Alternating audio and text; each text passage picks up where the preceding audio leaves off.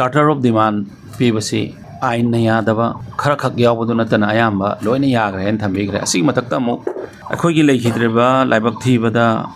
lekhidreba yam nungsiraba akhoi gi angang ani gi father mangal asisu akhoina mahakna question khara hangi khoi gi sarkar da aduga ngarang gi phammiba amuk JAC nataba amuk akhoi numin mangani gi ban lakthokpada JAC na piriba demand akhoi na khara mu hapsil laga haibu so panbegi ba mihat pasi akakna ba matam ama piraga sarkar na puthokadabuni haiba adugumba demand amaga mu hapsil lakpagi issue si mangal na dum akhoi da panbi bane do mangal masamaksi akhoi gi bharat sarkar gi BSF ta masu thabak tawraga leibani aduda akhoi gi sarkar na mangonda akhoi na hai investigation si kadai yauna khumang sauna changsinlige haibadu khangna nabagi BSF ta nahangna leiriba post to adu ga equivalent oiba akhoi state force ta akhoi nangonda nangna sana su progress kadai phau leige haibadu khangba ngamna naba nahaki se akhoi suitable oiba post ama akhoi na pina naba tawge adugi mathakta lekhidreba angang ani gi mama oiberiba sisu masamak su nurse ni hai aduna mahaki su akhoi sisida suitable post ama pirage asida halaman sing ko laga mapanda na khoi amuk chatpadu chatraga su aduga angang ani gi case NIA da sinari ba sisu magi progress sisu haibet security forces ta leiraga di state kida amuke hena khangba angangani haibagi sifawboda khoi mangonda khoi na haibani akhoi sina adu imung manung khanaruge na satlaga smaina tawdana numit mangani amaga mu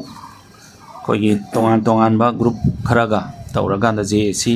gi kangbu su phamada da yawi akhoi nung jama tamda yana gi basing si akhoi state sarkar si na akhoi na yari bu punamak sing si akhoi amuk tongan ba demand kharaga yawraga numit mangani ban korok pase khoi khwai dagi laibak thiba mani haidana ai thamjage hairiba numit mangani sida wagadori base tang 8 tagini manipur gi praja punamna wari base nomagi chara tanjaba nomagi awana noma talaga awana kokna ba khonariba mioi kaya da chauba chaitheng ama piba tang 8 tagini aduga mahiroi sing sida achauba safu ama magi piba maki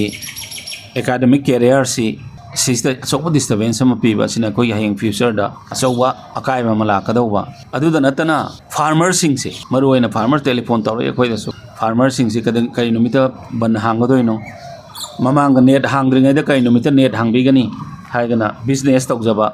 online da business tawjaba haijaba tare online da service tawba online da business tawba online da trading tawba gambu mai question mayam ma adu hangbi rai koi da aduna asi punamak sing si yengbira haraga akhoi gi sarkar na loukhatchariba tang 8 ke laibak thiba thaudoga sida sarkar sina loukhatchariba measure sing asi yengbira haraga masi handokpiu haidana media gi through da ai appeal tawjari loina ngarang gi akhoi national highway number 202 da thokriba ti kasom da thokriba thaudoga si yam laibak thibani akhoi sarkar na highly condemn tawi masida akhoi tangkhul nagalong TNL dagi sarkar da memorandum ama pishin birai hairiba memorandum sida different charter of demand sing yawa ayamba akhoi charter of demand sing si akhoi yanajare TNL gi representative sing aduga honorable khoi gi naga gi MLAs led by our honorable deputy chief minister ga akhoi mayam khanaduna ayamba yanajare makoida sarkar gi niong matungina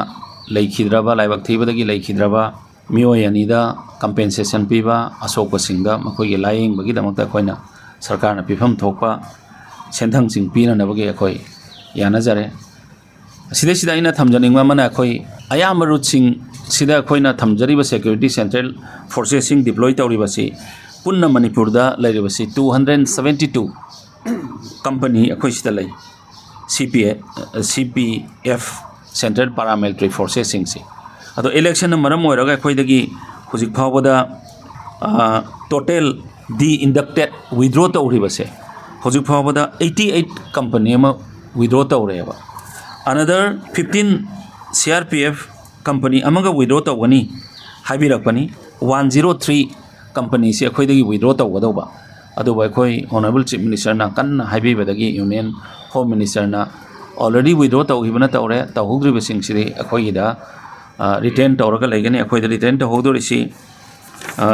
184 company of central paramilitary forces singse akhoi sida lehogani aduga aina mayamda thamjaningbadi Manipuri praja singda thamjaningbadi akhoi da already mine proof vehicle bullet proof vehicle sing akhoi da thungba hore aduna additional forces kayama laaga ngasai akhoi na thani gi matam thajagi bado Bengal gi election si tang kolumdoi ga kunmapan gani asi hek loi baga makoi vote thi hek loi baga akhoi dagi chatkhiba central forces sing hanjila gani additional forces sing tongan ba counter insurgency operation da yamna khuloi raba India gi forces sing kayama khoi thara ani aduna aina prajada thamjaning badi sarkar da mateng pibiu akhoi sarkar yamna kuiba percent rule gi hek matung da khoi sarkar si yamna matam kuina akhoi leiba su natri thaum phadre ba sarkar ni aduna akhoi mayamna pambiba any community amagi khulai paiba adu ain bu singnaba akhoi da peace and the tranquility bu disturb tawba adugumba mioi singdo chapchana thengnanaba public ki property and life ngangnaba akhoi commitment leijai maramaduna praja gi sohojog praja gi adugumba cooperation adu sarkar sida PBO haidana ai media gi through the Manipur gi praja punamakta isilinao punamakta hangna appeal tawjari. Thank you.